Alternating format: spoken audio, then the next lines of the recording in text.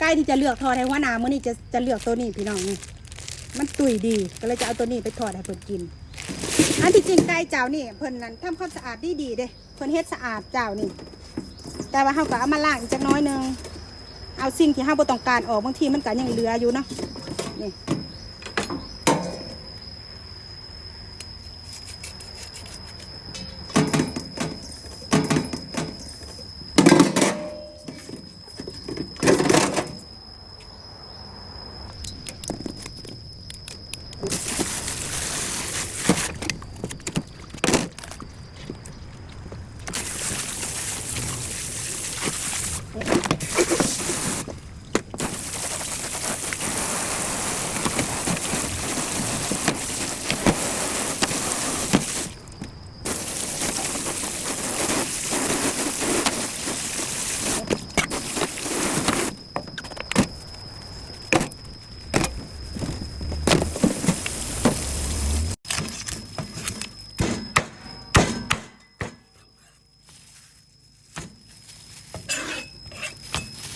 ตับตอนพี่น้องตอนใหญ่ตอนน้อยแล้วแต่ผู้มักเด้อ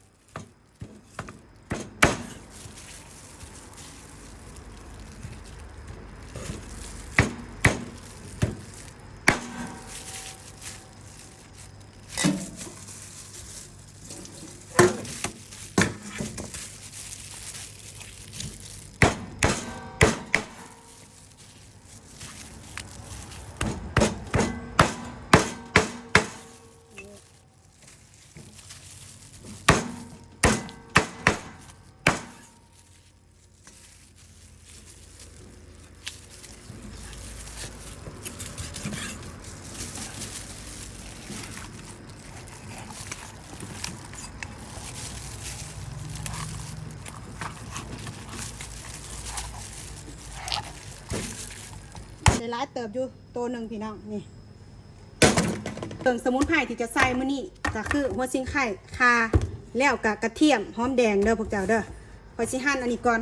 นี่หั่นตะไคร้นี่ก่อนหั่นตะไคร้หรือว่าหัวซิงไข่ไป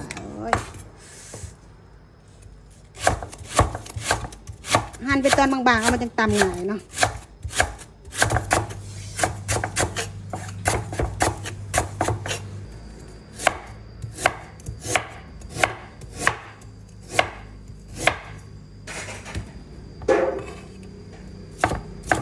ใบขี้หูดกับหั่นใส่บ่ต้องหั่นตอนน้อยแล้วก็ได้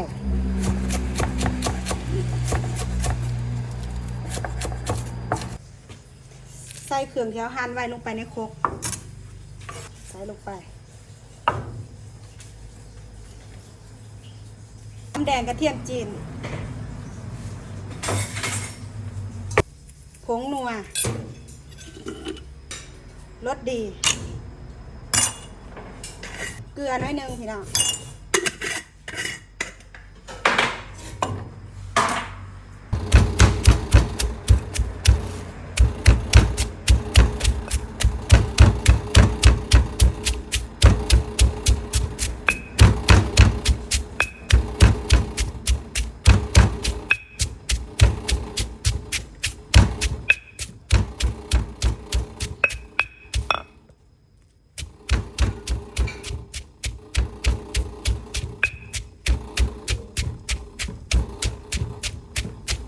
ซ้ำนี่ก็ได้ไม่ต้องละเอียดร้ายก็ได้พี่น้องเพราะว่าเฮาสิเอาไปให้มันหอมซื่อๆนะ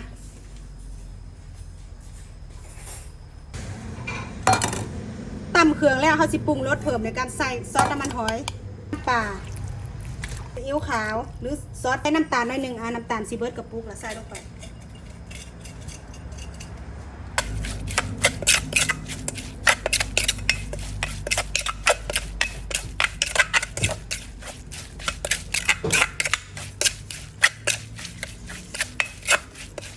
คนแล้วซีบเบิ่งในโคกเลยซีบเบิ่งในโคกเลยเพราะว่าเฮาไปใส่ไก่แล้วเฮาสิซีบบ่ได้ใส่น้ำมันหอยอีกเลยนี่คนในทีแล้วบัดนี้มันเริ่มปรุงใส่ลงไปหลังจากใส่เครื่องเคียงลงไปแล้วคนพี่น้องแต่ว่าคนค่อยๆเด้อกระดูกไก่จิตำมือโอ้ยเมียซ้ำบัดนี้โอ้ย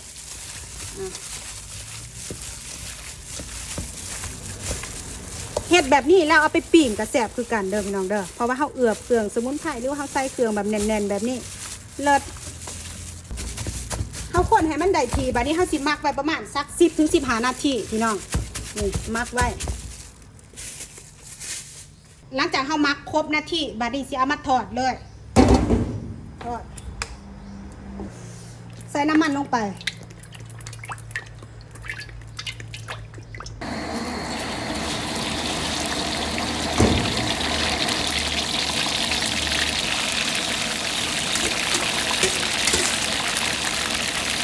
ไก่มันจะเริ่มสุกแล้วจะกลับด้านนี่ไก่มันเริ่มสุกแล้วพี่น้องกลับด้านมาเลยหอมขนาด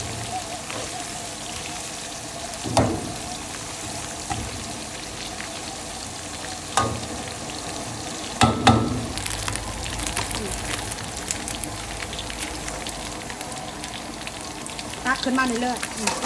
ๆตักขึ้นมาเรื่อยๆ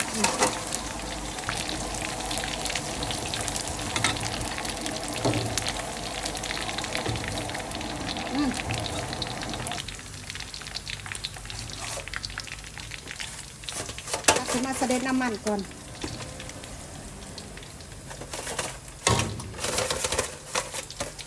เจ้าหอมนี่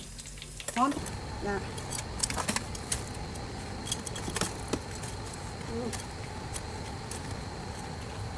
โอ้แมงวัน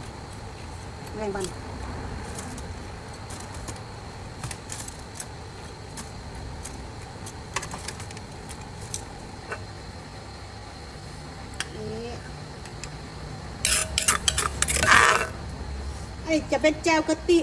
นี่จะเป็นแจวกระเทียมใส่ต้นหอมกระเทียมจีนต้นหอมแล้วก็มาพริกแดงจินดาเอาไปขั่วเนาะเอาไปกินกับไก่บอกเลยว่าเลิศ